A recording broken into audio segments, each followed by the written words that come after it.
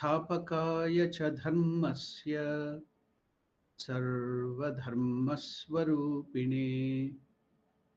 अवतारवरिष्ठाय रामकृष्णाय ते नमः. Namaskar to all of you. Welcome to the study of the life of Swami Ramakrishna Ji Maharaj, the direct disciple of Sri Ramakrishna, whose pre-monastic name was Shashi Bhushana Chakravarti.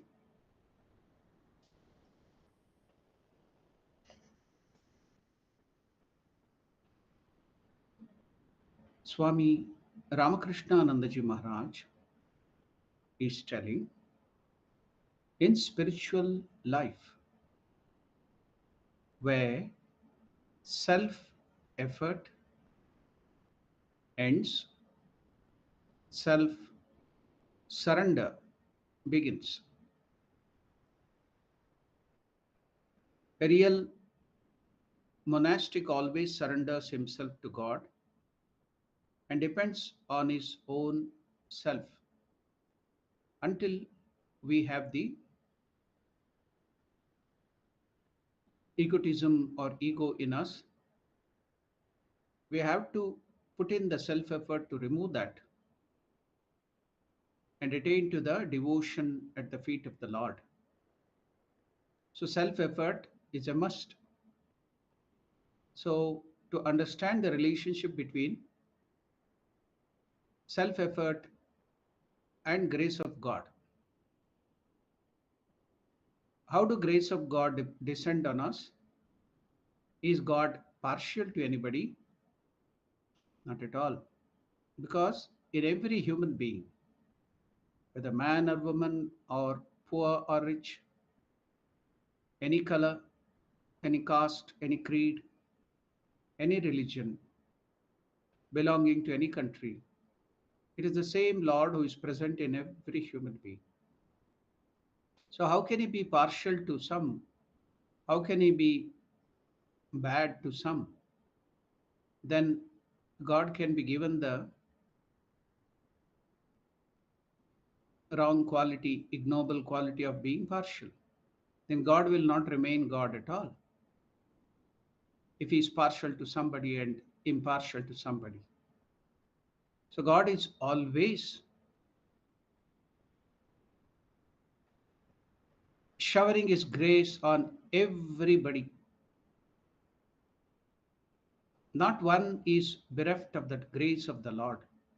Always, all the time, the choicest blessings of God, choicest grace of God will be flowing on everybody. Then how to make use of it? Who gets it? It is the people who put in the self-effort of removing their ego or receiving that grace by humility. That person will get the grace of God. So God will be always showering his grace on everybody all the time, 24/7, 365 days, around the clock. So then why are we not getting it? Because of our egotism. Then what is the remedy?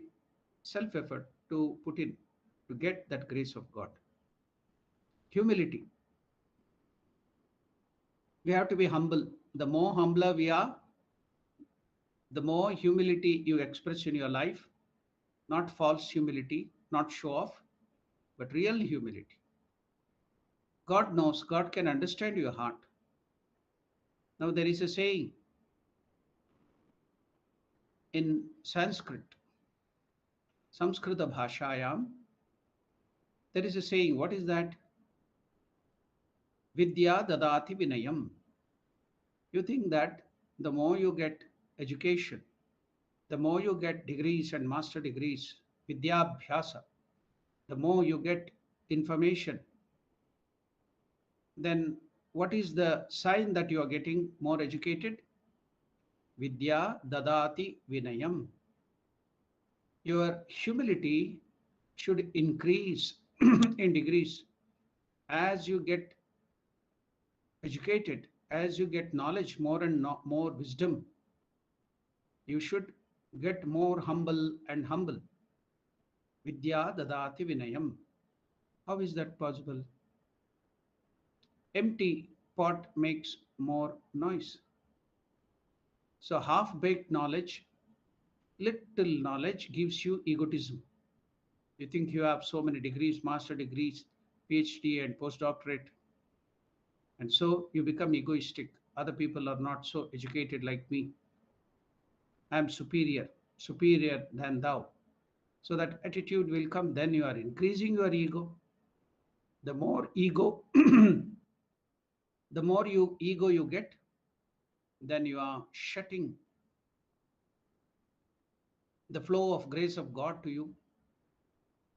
The As Ramakrishna tells, the mound of ego, the mound will be like this. The mound of ego of a stone, or so the mound you can see, there'll be a mound of stone or mud or whatever. You pour water on that, it doesn't get collected. What happens? It flows away. Likewise, on the mount of your ego, the grace fallen, showered by God, will run away here and there. It will not get collected. Instead, if there's a pit, if there is a hollow surface, like a lake, then like a well, like a borehole, then the water get collected. What water? The grace of God. Water in the form of grace of God will get collected. So if you have that humility, if you have that, by education you should get humble, and if you have that well or that pit or that borehole or the lake or the ocean, bigger the space of humility, more the grace of God collected. So it's in your hand. More ego, less grace. Less ego, more grace. So that's why it's directly proportional.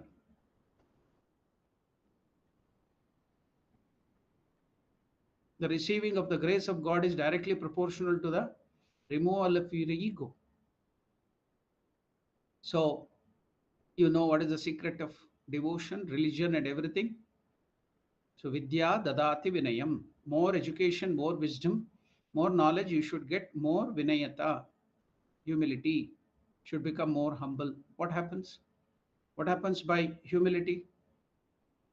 Now, that very Samskrita shloka, the Samskrita verse, tells that Vinayat Yanti Patratvat. The more humble you become, the more space will increase to receive the grace of God. So you will get the patratva.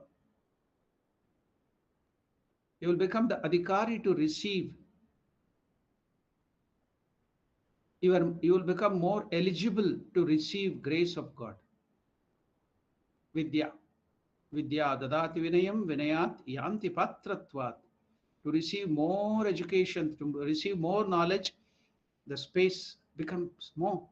It will increase. The more humble you become, the more space to receive more knowledge.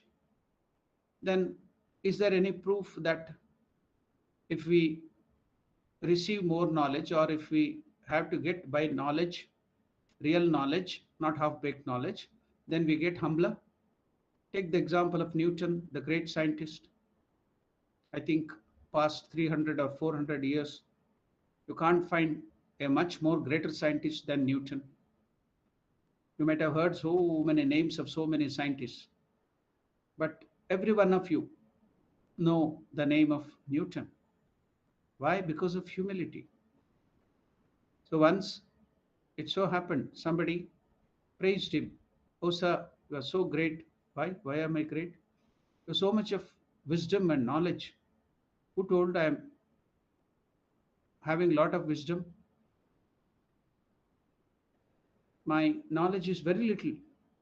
Compared to the infinite amount of knowledge, my knowledge, what I have found, what I have known is very, very minuscule, very little. How, sir? I'm just collecting pebbles on the shore of knowledge, he told.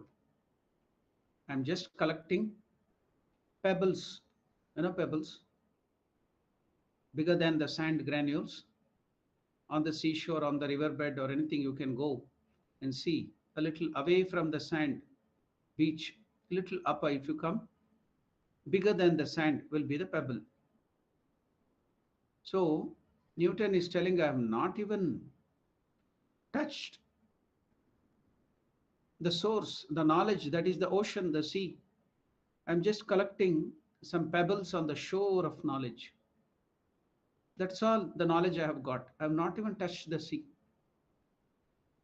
That was the great humility of Newton, because he sees he has so much of knowledge to gain. I have gained only so little knowledge. My knowledge, compared to the infinite knowledge of this universe or beyond of God, that much of knowledge which I've gained is very minuscule, very little. I'm just collecting some pebbles on the shore of knowledge. We get some degree or we finish some metric, and we get so egoistic that I have gained so much of knowledge. Whereas there is ocean or infinite knowledge to be gained. So you can see the humility of Newton, that I have got very little knowledge. I have not even touched the ocean. I'm just collecting some pebbles on the my invention, my patents or whatever I have collected is so small. I'm just collecting some pebbles on the shore of knowledge. So the more knowledge you get, the more you learn, the more wisdom you get. You should become humbler and humbler, that I have so much more to learn. Is this life enough for me to learn? I don't have now sufficient time to collect all that knowledge. Even if I spend millions of lives, I cannot collect that knowledge. Then what will happen? You will become more mellowed down, you will become more humble. Then you get more space in your heart to collect more knowledge because of your humility. So ego is the main culprit. Ego is the enemy which is causing obstruction of the grace of God falling on us. So self effort, struggling, tiring the wings is the only way. By putting in the self effort to get knowledge, to gain God, to get the knowledge of God, to realize God. So the self effort you put is the only way. That's why self effort and God's grace are directly proportional.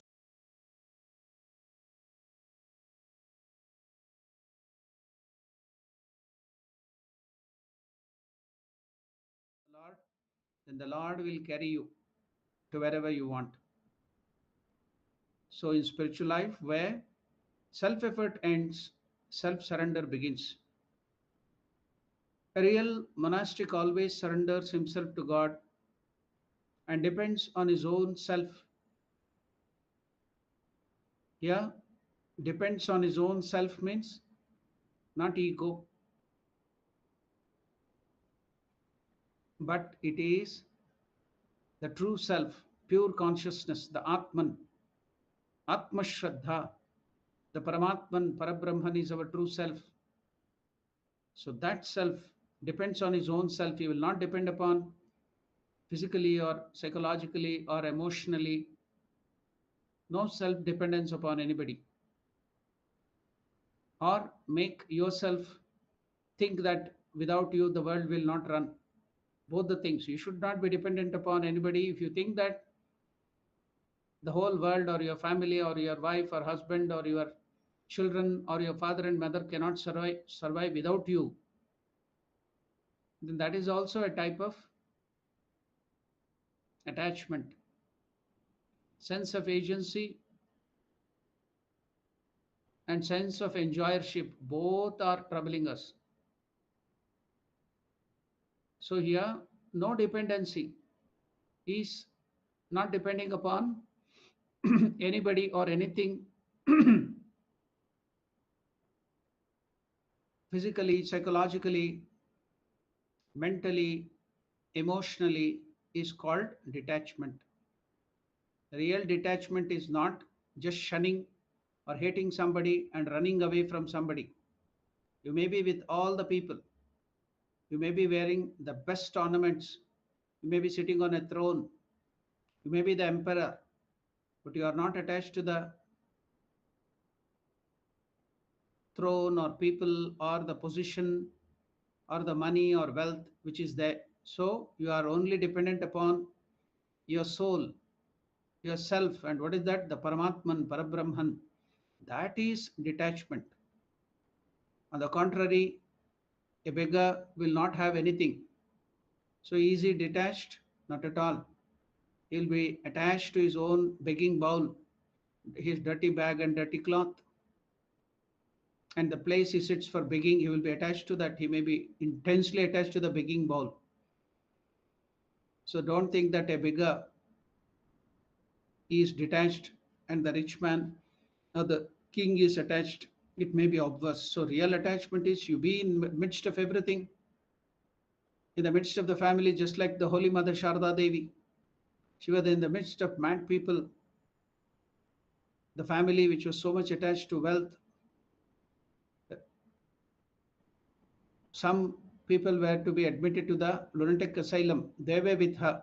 In spite of that, Holy Mother Sharda Devi kept aloof like a lotus and would be immersed in God consciousness all the while. So that is detachment. So dependent on his own self is detachment. Your self is not ego, but your Paramatman, the real true nature. Sister Devamata recalled, shortly before I left Madras, as we were driving back from the city, that is city of Madras one evening, I, that is Sister Devamata is telling, I expressed regret that I was leaving.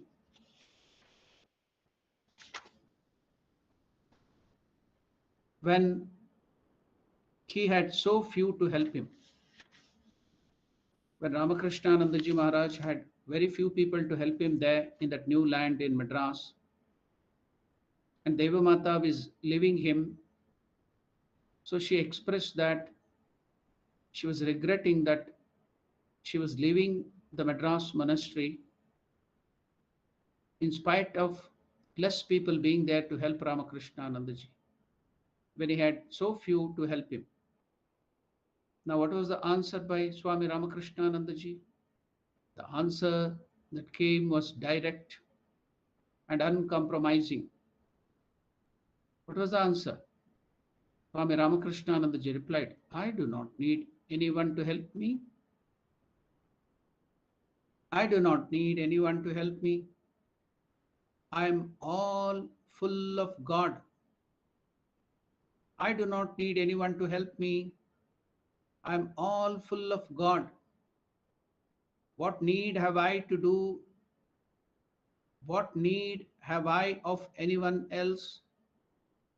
What need have I of anyone else?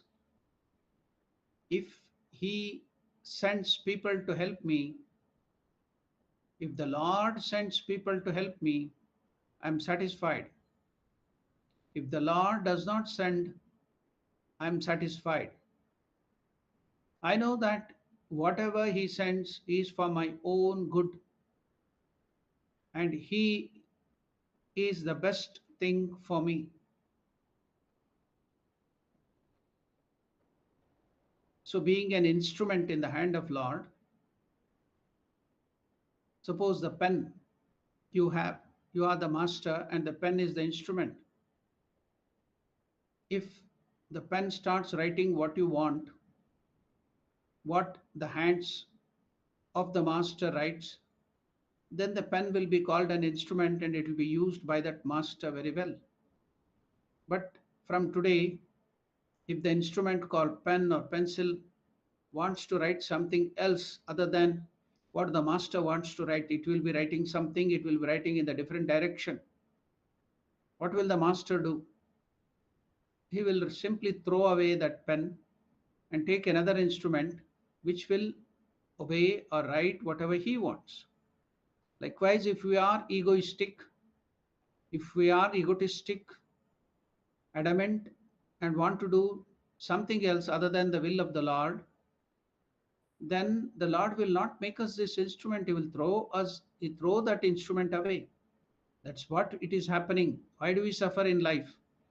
Why are we having so much of problems and miseries in life? It is simply because of our ego. If you become the instrument and start doing, then you can do more work. You'll be used by the Lord to do more, serve more, and you will get everything more. So remove your ego and become non-egoistic, humble, and you will get the grace of Lord. So see the attitude, the detachment. When Sister Devamata regretted that she is going away at the time of need, I cannot help you. Then the answer, and see the detachment of Ramakrishna Nandaji was the direct and uncompromising. I do not need anyone to help me. I am all full of God. What need have I of anyone else? If He, the Lord, sends people to help me, I am satisfied. If He, the Lord, does not send, I am satisfied. I know whatever He sends, whether help or problem or trouble, whatever He sends to me, I know whatever He sends is for my good and is the best thing for me. You can see the real detachment.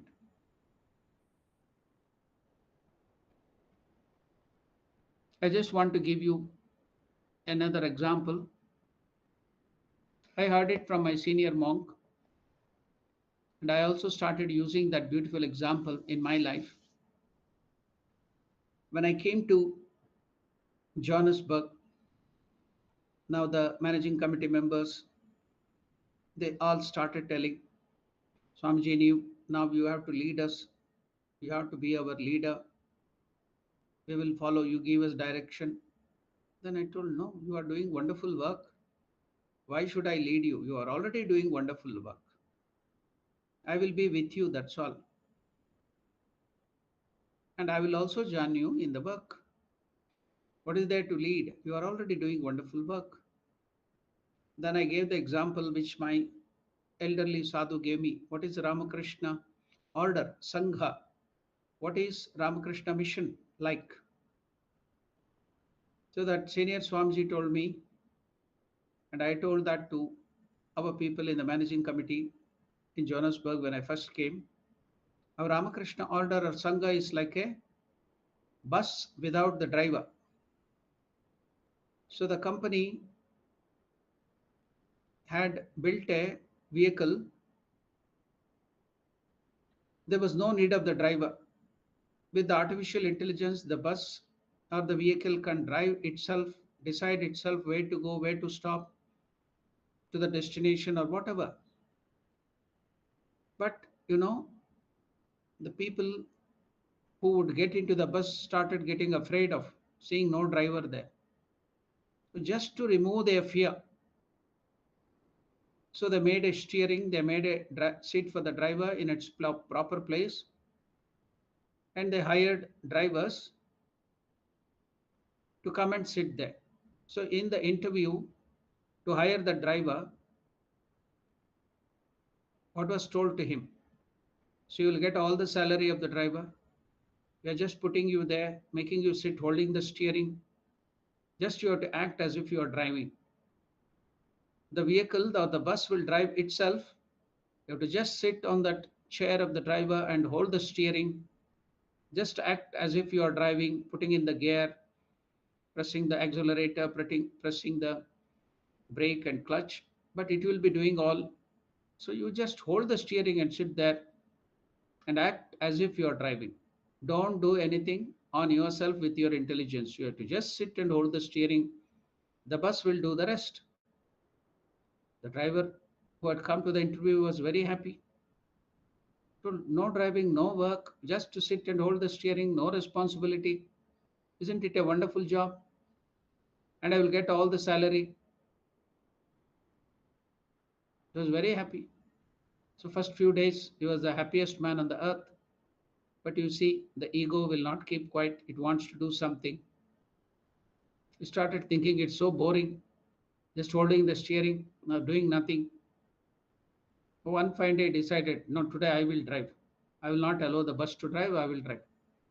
So when the bus was turning left, he thought I will turn it right, and he turned it right, and he put the brake and the clutch, and it went all.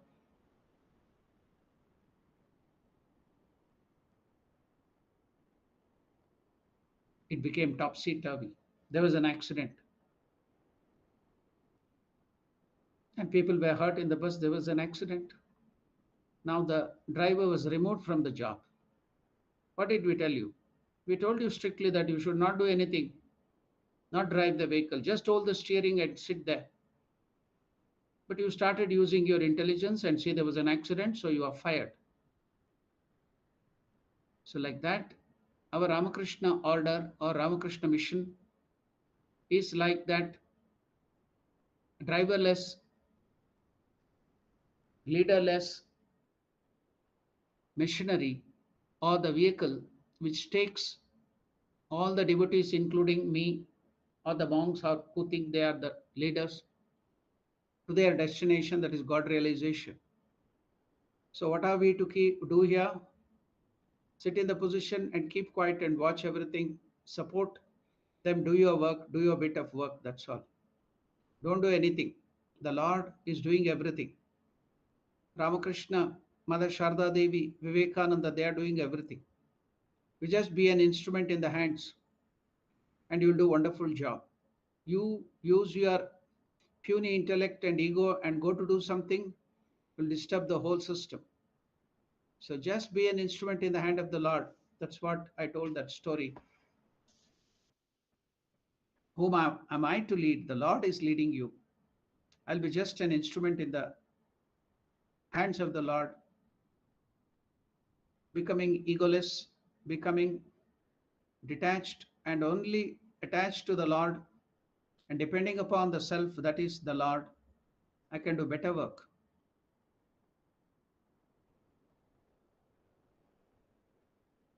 It is exhilarating to live with a God intoxicated person. Why? It is exhilarating to live with a God intoxicated person. That person, because that person showers divine bliss, because he has become an instrument in the hand of the Lord, through him, the grace of God will be showered on you. So it is exhilarating to live with a God intoxicated person. That person showers divine bliss, which makes worldly intoxication seem dull and boring. So, this worldly intoxication, compared to the divine bliss, it is dull, drab, and boring. Sister Devamata wrote in her days in an Indian monastery. What did Sister Devamata write in her days in an Indian monastery? She writes, one imbibes what one lives with. We imbibe things and knowledge from the people and the thing in which or with which we live. One imbibes with what one lives with. One's habit of thought is determined by the trend of one's conversation. One's habit of thought is determined by the trend of one's conversation. Swami Ramakrishna once said to me, that is Sister Devamata, mind is like a big mirror. Swami Ramakrishna ji is telling Sister Devamata, mind is like a big mirror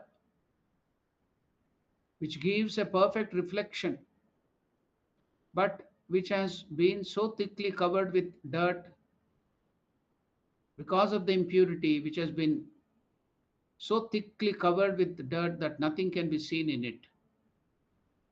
The more you can rub off that dirt, the more you will be able to see yourself in it.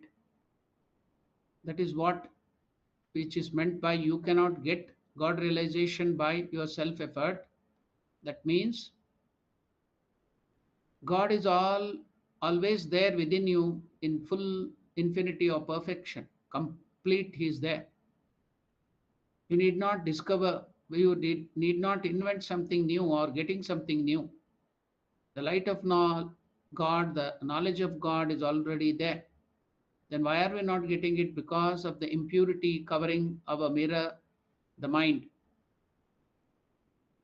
The more you make yourself pure, remove the impurity which you have developed all through the ages, the wrong thinking, the wrong angularities, the wrong attitudes, remove that.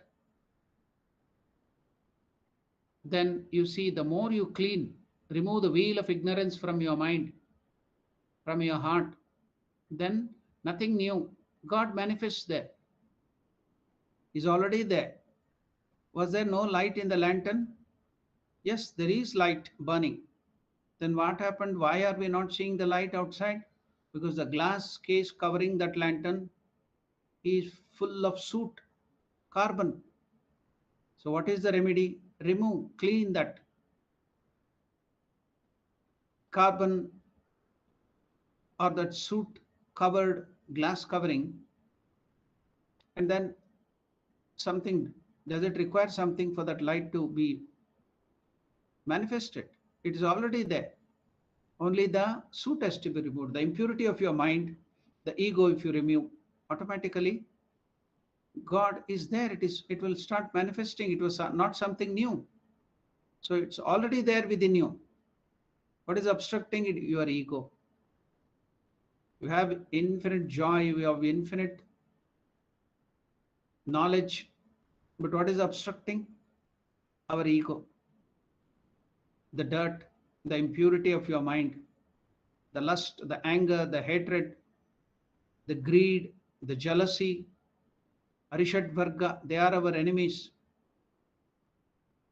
They are our internal enemies. Enemies are not outside.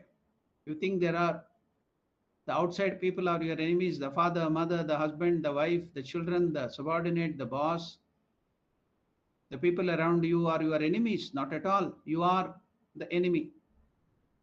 Lord Krishna tells in the Bhagavad Gita, Atmaiva ripuhu, Atmaiva ripuratmanaha, Atmaiva hi bandhuhu, Atmaiva hi bandhuhu, Atmaiva ripuratmanaha.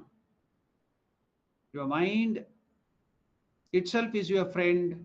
If you discipline it, if you train it, if you remove the impurity, your mind itself will become your friend. On the contrary, if you don't discipline it, if you don't remove your ego and impurity, your mind itself will be the enemy. Atmaiva hirpuratmanaha. You are the enemy of your own self. You think that the graha, the gods, the demigods, Indra, Chandra, Vayu, Varana, Shanaishchara, Shanigraha, Mangalagraha, or the other grahas will come and trouble you. Not at all. It is the karma which we have done which troubles us. It is the work, past work which we have done and the present work which we do is troubling us. Then what are the graha and other things doing? They are only indicating, suchana, that according to your karma, now these problems or these good things will come to you. They are only giving suchana, that's all. They are not at all creating problem. We create problem for ourselves. The grahas or the gods or anything, they will never, nobody can trouble me or you. It is me alone, my work, present work or the past work which is troubling me. So in the present, I have the all the freedom. That is what Krishna tells. Karmanye vadikaraste means you have all the right to do the work in the present now. Do it perfectly, and that can remove your past problems, past karmas, and create a beautiful, wonderful future for you. That is meant by don't get attached to the result. Ma phaleshu kadachana. Karmanye vadikaraste means you have the eligibility, you have the right to work. Do it now properly. Learn to work in a disciplined way. Remove all your ego. Then you will get everything. When you have everything in your own hand and blame everybody. No, that's why Vivekananda tells take up responsibility, all responsibility. You are the cause for your present situation and for your future too. You are the cause. If you go on blaming everybody, why did you get less marks? The child will blame everybody. The atmosphere in the house, father is that and father is this, mother doesn't provide me that and this, the school atmosphere is not good, the teacher is not teaching properly, the college doesn't have good facilities and amenities, my friends are not good, my neighbors are not good, my country is not providing good education. We will go on, ask the child, and it will go on blaming everybody. But never the person will tell, I didn't put sufficient effort, I didn't study properly. So we think we are all saints, but all the others around us and everything atmosphere is bad. So do not have that attitude. Take up responsibility. You are the reason. I can change. I can completely overturn everything and remove all my past bad karmas. It's in my hand. So take up responsibility. I'm the reason. Neither God, nor the Graha, nor the planet, nor any demigods can trouble you. Nobody. Until I have done that work and my karma is there. So your karma now present. Live in the present. Be mindful. Be aware. Live in the present and you see you can change everything. It's in your hand.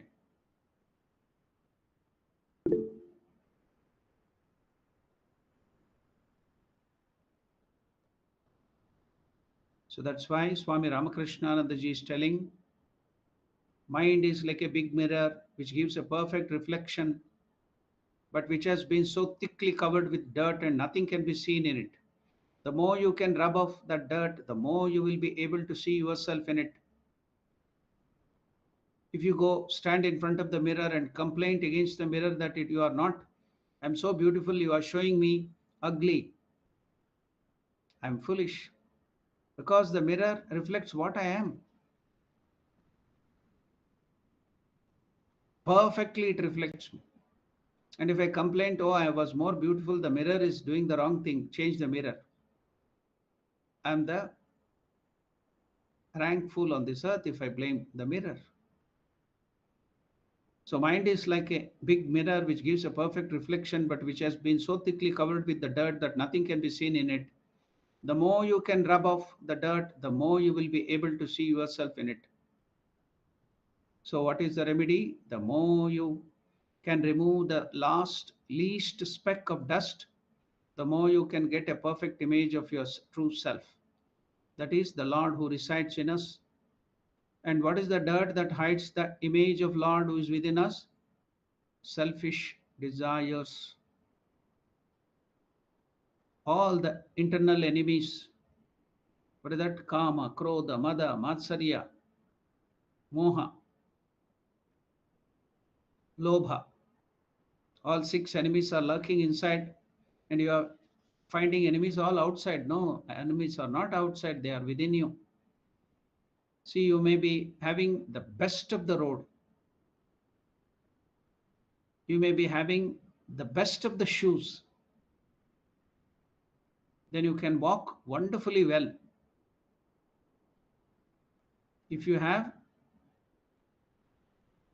nothing inside your shoes, suppose you have the worst of the road, you have a very bad shoes, but if there is no problem within your shoes and the legs, in between the shoes and the legs, you can still walk better. But tomorrow or today you will have the best of the road, the best of the shoes, but if you have small sharp stone pieces, 5 or 6 within your shoes, can you walk properly with the best road, with the best shoes? No. You can't keep some 4 steps because the internal stone or the sharp stone within the shoes, in between your legs, will not allow you to walk properly. So the internal enemies are the real enemies. Externally, no enemy is there. It's all our desires. It is all our karma. Karma means intense desire. Krodha, because of which any obstruction for the desire, the anger comes.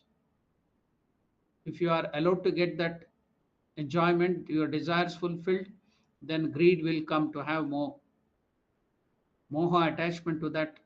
Lobha, greed. Mother, because you have got so much of desire fulfilled, you get egoistic. Mother. Matsarya, jealousy. If somebody gets more than you get jealousy. These are the internal enemies. It starts with the desire.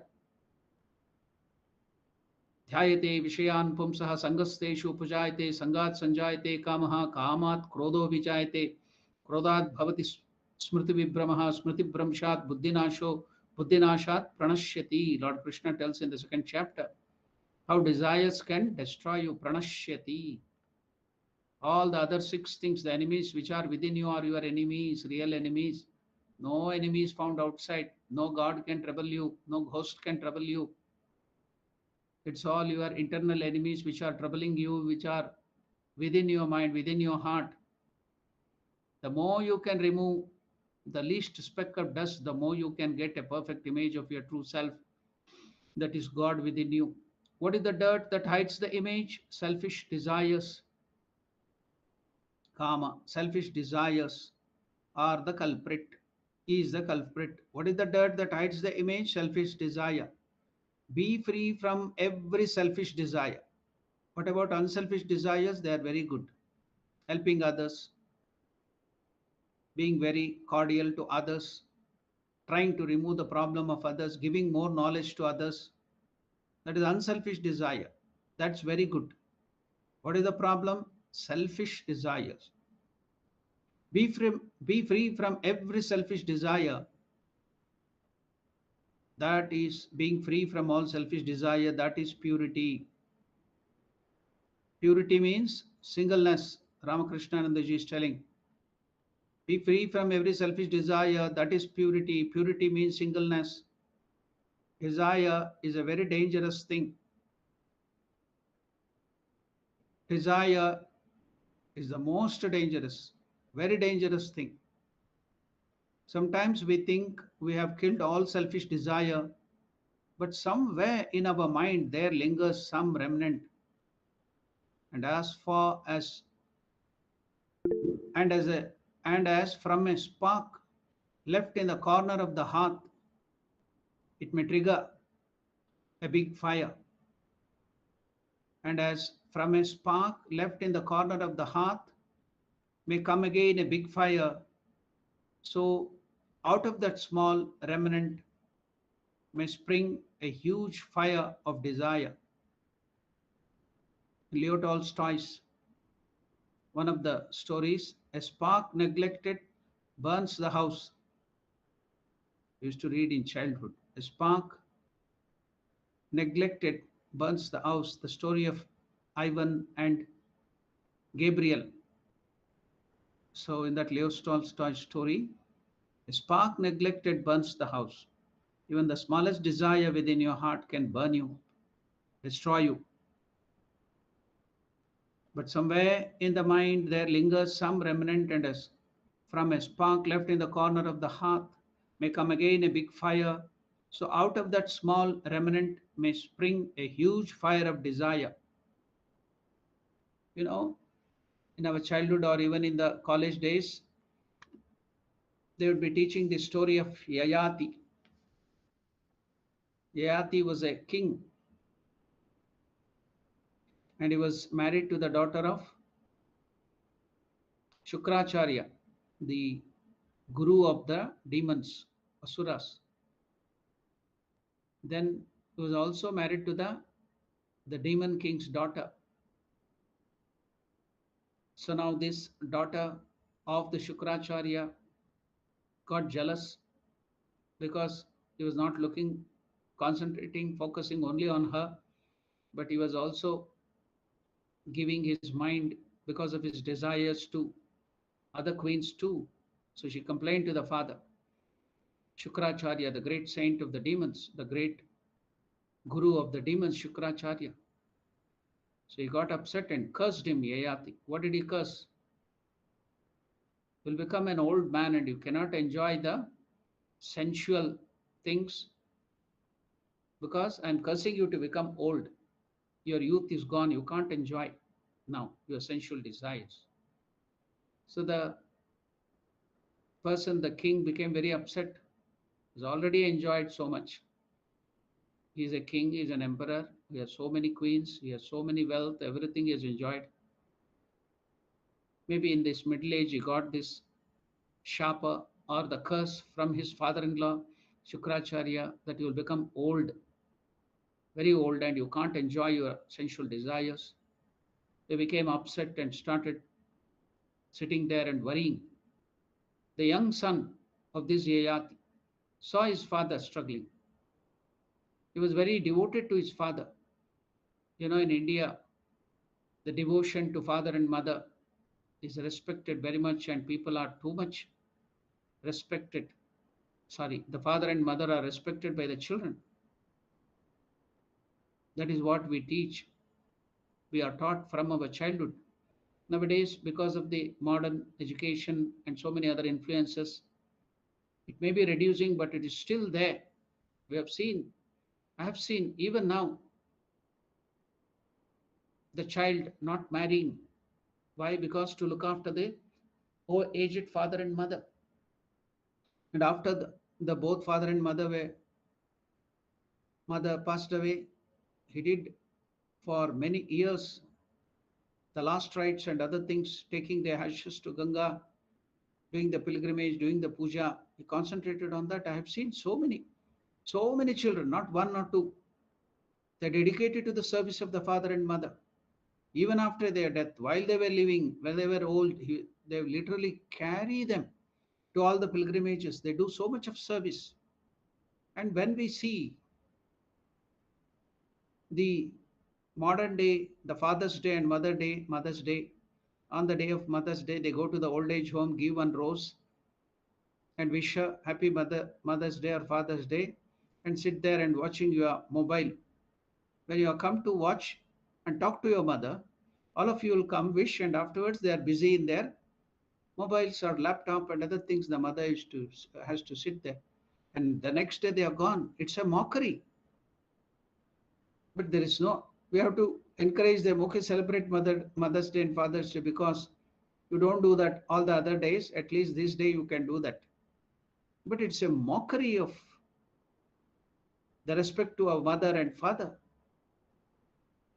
So, but in Hindu religion and in India, that is still there. You know, the one of the king whom you call, that who built the Taj Mahal, one of the seven wonders of the world, Taj Mahal. They think he was the builder of that thing, Shah Jahan. Truly, it is not so. But his son, Aurangzeb, usurped the kingdom. He killed all the other children. Shah Jahan had made another son who was very good, the king. Aurangzeb got angry, was a fanatic. He killed his own brother, Aurangzeb, and all the other children, and he became the emperor. And he jailed his father. He kept him, and he would not give him proper water and food. And father pleaded, at least give me some more good water. You are making me thirsty and it's very hot. I need some water and food. But his son Aurangzeb would not do that. So once when he came there, he told him, you call the Hindus, the Kafirs, and you yourself boast as a great religious man. And see, the Hindus, they look after their father and mother so nicely while they are alive, and also give food to them and water to them every day. You know, Tarpana for Pitru Tarpana is given every day. They give water, and every year they give the food to their ancestors and pray for them, even after they are dead. And you yourself call a pure person, a great religious man, and you don't give food and water to your living father.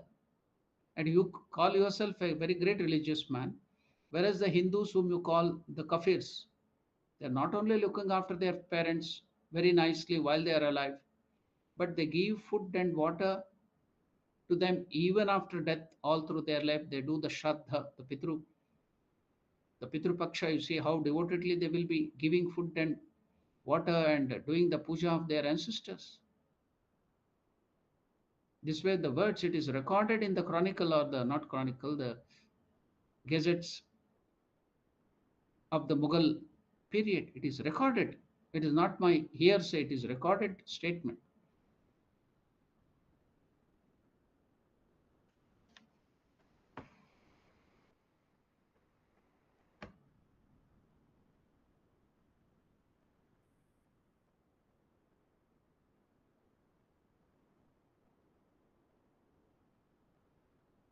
So now, desire is a very dangerous thing. Sometimes we think we have killed all selfish desire, Ramakrishna Anandaji is telling, but somewhere in our minds there lingers some remnant, and as from a spark left in the corner of the hearth may come again a big fire, so out of that small remnant may spring a huge fire of desire. So it is the internal enemies, the desire, kama, krodha, mada, matsarya, lobha, moha. You may have the best shoe, you may have the best way, path, but if you have the internal enemies, or 6 or 7 sharp stones, small stones, even very small stone in your shoes, you cannot walk properly. That's what all your desires are doing, the internal enemies. So remove the internal enemies from within your heart. Develop all these things, the good things, serving the parents, serving the people around you, seeing God in all of them, serving the poor people, the disease, the needy, seeing God in them, and see that is the finest and surest way to purify your mind. All the disease, all the desires, all the dust can be removed by that service, attitude of service, because it brings unselfishness. One evening, someone asked Swami Ramakrishna Nandaji how one should practice meditation. One evening, someone asked Swami Ramakrishna Nandaji how one should practice meditation. Now, to which Ramakrishna Nandaji answered. His answer was, meditation means complete self abandonment. One evening, someone asked Swami Ramakrishna Nandaji how one should practice meditation. His answer was, meditation means complete self abandonment. What is self? Ego, selfishness. Meditation means complete self abandonment. Meditation requires complete annihilation of self consciousness. Meditation means complete self abandonment.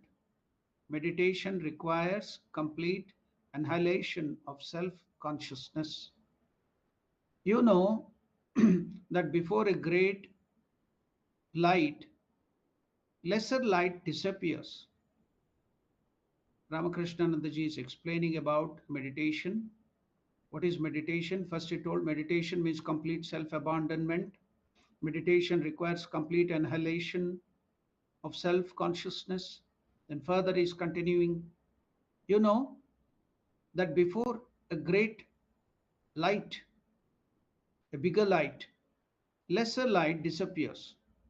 So, before the effulgent glory of God, the little glory of ego will completely vanish. The little glory of the ego will completely vanish before the great effulgent glory of God. As stars vanish when the sun in its full light rises, you must therefore practice the presence of God inside you. So, what is meditation finally? Therefore, you must practice the presence of God within you, inside you. You may say, I cannot see him with these eyes of mine. I cannot hear him with these ears. How then am I to perceive him? To which Ramakrishna Anandaji, posing the question himself, is answering. He is raising the objection as a Purva Pakshi, and he is giving the answer to that. You can never perceive him in this way. In which way? I cannot see him with these eyes of mine. I cannot hear him with these ears. How then am I to perceive him? You can never perceive him in this way. To go to the Creator, you must throw aside these instruments. To go to the Creator, you must throw aside all these instruments which take you directly to the creation. So these instruments are made to take you to the creation without outside. They are not meant to go inside. They are not meant to take you to the Creator. These instruments are made only to take you to the creation. If you want to go to the Creator, you must throw aside these instruments which take you directly to the creation. You must go beyond your mind and senses. Then meditation will come of itself. This is the only way to get inner vision. This is the only way to get inner vision. These senses are made for creation. These senses, the instruments, are made to go outward to the Vishaya Vastu, to the sensual objects, to this creation, not for the Creator. What a wonderful answer. It's so exhilarating, it's so interesting. Let us go through that again and meditate on that idea. Go deeper into it. Understand, take step by step. Every strand is so important. Take it, deepen it, take it to your heart and understand it and practice it.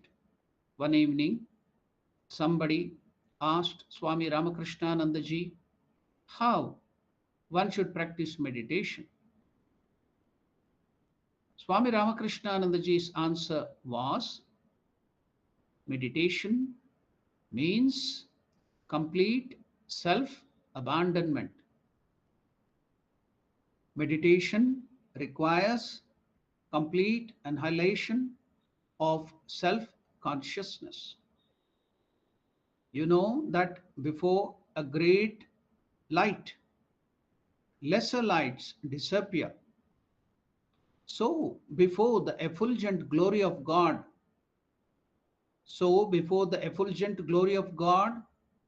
the little glory of the ego, the little glory of this outside world will completely vanish.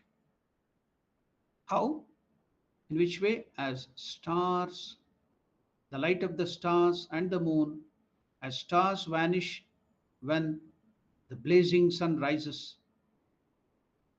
You must therefore practice the presence of God.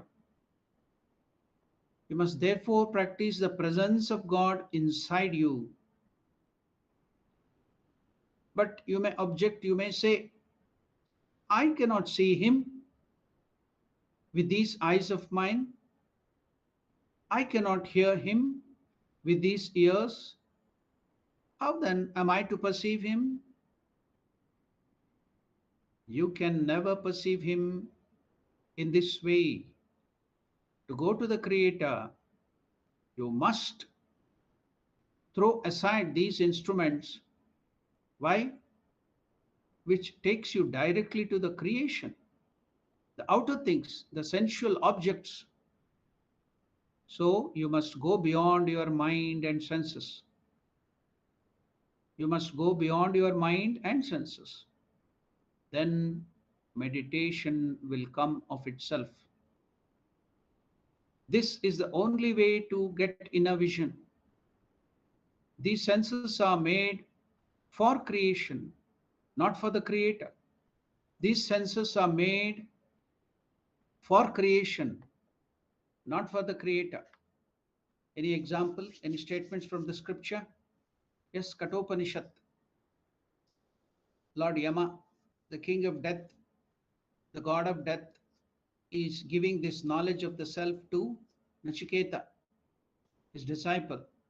And he is telling, Paranchikani vitranat swayambhu tasmat parang pashyati na antaratman kaschid dhiraha pratyagatmanamaikshat avruttachakshuhu amrutatvamichan. This is the statement of one of the verses of Katopanishad. What is it telling? Paranchikani vetrunat swayambhu. Paranchi kha. What is that kha? The senses. Paranchi are outgoing. I see something outside. It never see within, all without. The nose smells outside. The sense objects. The tongue tastes outside. The skin feels outside. Everything, the instruments, all our senses are going outwards. Paranchi khani, para, outwards. Vetranat swayambhu. But the creator, the Lord, the Paramatman, the self, he sat within your own mind, and he has kept the senses, your instrument, outgoing. Tasmat parang pashyatina antaratman. That's why you can see only the outer things, not the one who is sitting within you, the Lord. Kaschid dhiraha, few great people. See, we think that if you have a big mustache or a beard and strong biceps, go to the gym and make 6 packs and 8 packs, that you are dhira, the great wrestlers, the great karate players, judoko, taekwondo, and other things, you are great dhiraha. No.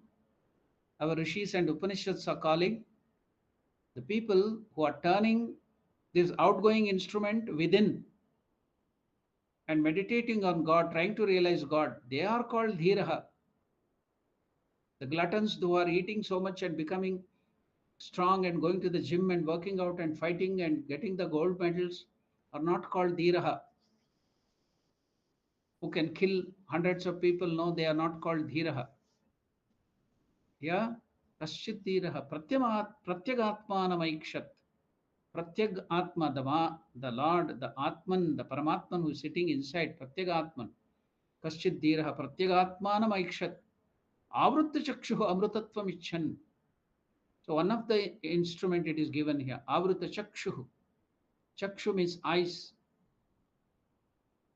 See, in other places they will be praying to God like this, seeing God as if God is sitting somewhere in the ninth cloud, there, some other loka, heaven.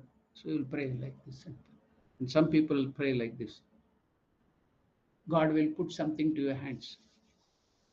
See our rishis, munis, Avritta chakshuhu, eyes turned inwards, the ears turned inwards, nose turned inwards, everything, senses, mind, everything turned inwards. Shama, Dama, Uparati, Titiksha, turned inwards. Avritta chakshuhu, amrutatvam icchan. What do they want? Amrutatva. What is amrutatva?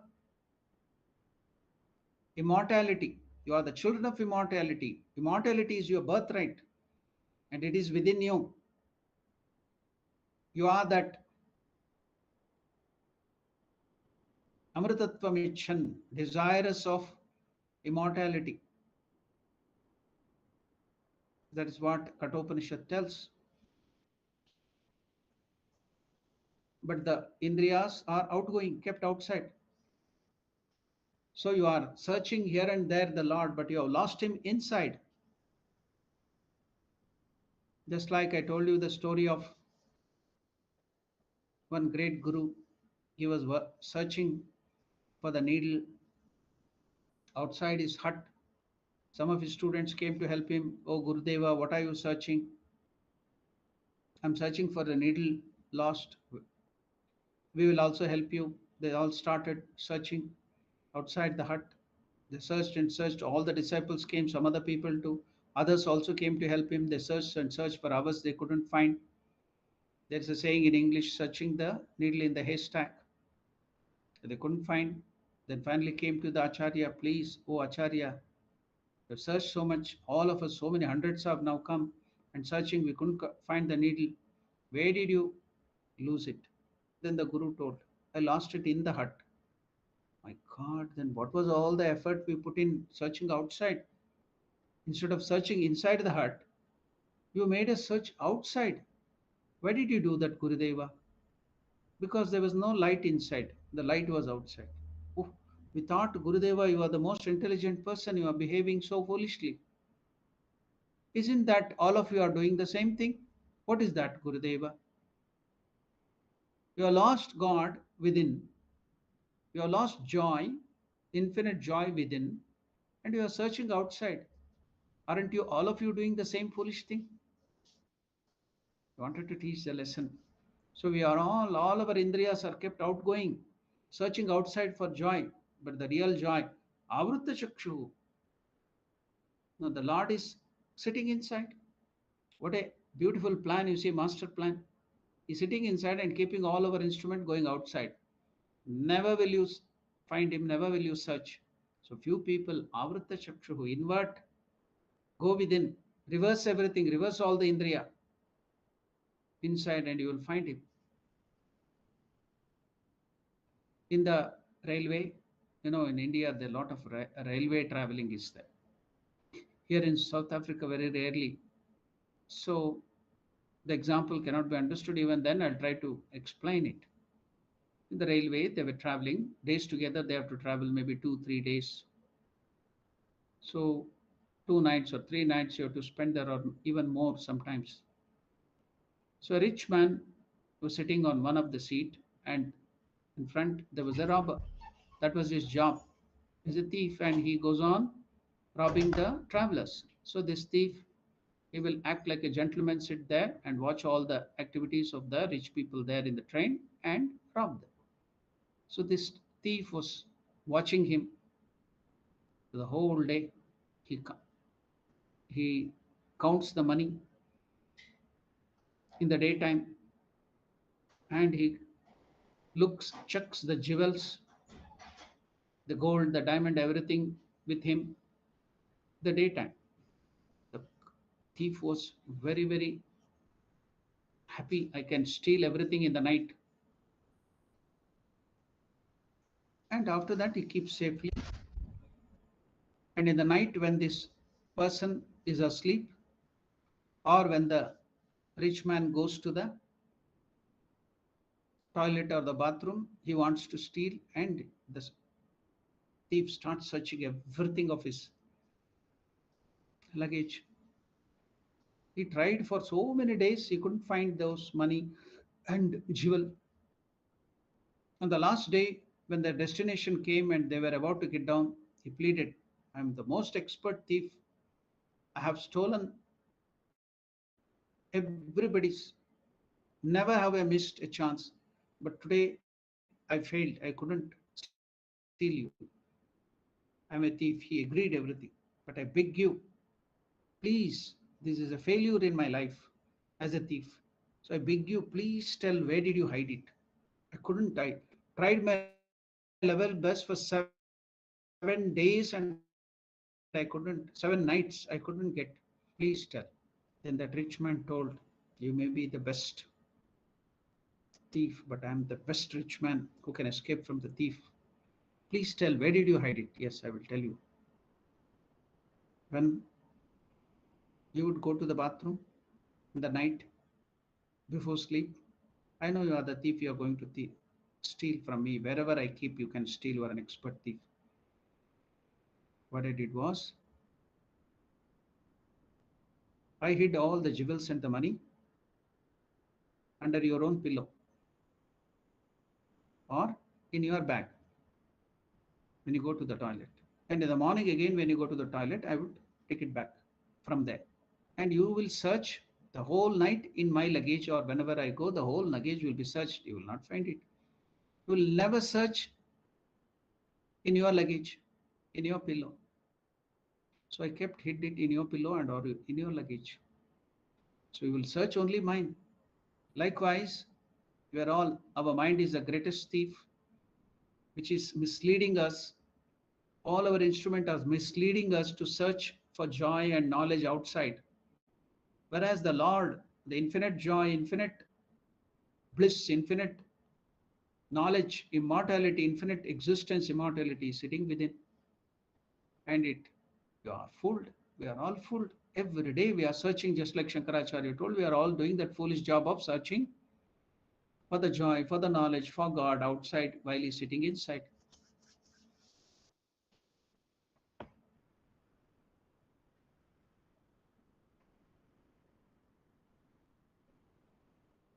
These senses are made for the creator.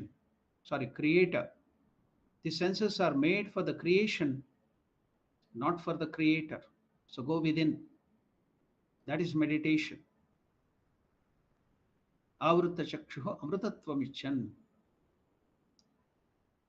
Ramakrishna ji's life was short but eventful because he did so much of hard work. He exerted himself day and night without caring for his personal needs, giving up his rest, giving up his food. So he stretched his capacity or the elasticity of the body and the mind to the maximum. That's why, because of that hard work, because of the hard austerities, Ramakrishna ji's life was short but eventful. What is the use of living like a donkey or an elephant or a tortoise for hundreds of years or 300 years? Is it not better to live like a lion for 10 years or 5 years than living like a donkey for 100 years? Ramakrishnaji's life was short but eventful. For 14 years, he worked hard, so hard, to spread the message of Sri Ramakrishna and Swami Vivekananda in South India. He burnt his energy quickly. He burnt his energy quickly in April 1911. In April 1911, shortly after the Holy Mother's departure from the South Indian visit, her departure to Calcutta, Ramakrishna became seriously ill with diabetes and tuberculosis. He said that the cause of this breakdown was that Madras life was too strenuous. Due to overwork and lack of proper food, he had literally worked himself to the point of death. Ramakrishna was too humble to take credit for the success of the Madras Center. He said, not only Madras Center, Bangalore, so many centers in Kerala, in other Tamil Nadu, everything he was responsible. But he never took credit. It is no credit of mine. Even in that stage, Ramakrishna is telling it is no credit of mine. The Master's grace and Swami Vivekananda's command are mainly responsible for the success of my work in the South. Ramakrishna was too humble to take credit for the success of spreading Sri Ramakrishna's message and teachings and life in South India. He never took credit. He said, "It is no credit of mine. The Master's grace, Sri Ramakrishna's grace, and Swami Vivekananda's command are mainly responsible for the success of my work in South India." So we will stop our conversation here and give some time for question and answers. If you have any questions, if you have any doubts, you can ask now. Any questions, any doubts on what we have studied, life and teachings of, yeah, in the live chat it is given Ikigai, Ikigai. So Sridhar Jagavant is telling, Om Swamiji, there are no questions on the YouTube live chat. Okay. So if there are no questions there, Om Swamiji. oh, Colin Chetty, please. Thank you so much, Swamiji. The lesson is really touching, is inspiring, and digs deep into the bottom of our heart, especially on the the similarities to the pen and those kind of things. I think it makes life makes the concepts so much easier to understand. I thank you again. Wonderful. I'm happy that you enjoyed it and took the message from his life and teachings. Any other questions? Any other doubts?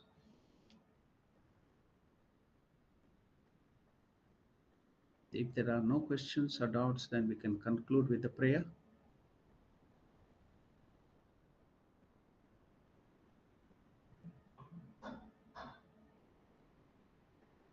Om Priyatam Pundarikakshaha Sarvayagneshwaro Harihi Tasmin Tushte Jagat Tushtam Prenite Prenitam Jagat Harihi Om Tat Sat Sri Ramakrishnaarpanamastu. Thank you. Namaste. Om Namo Narayanaya.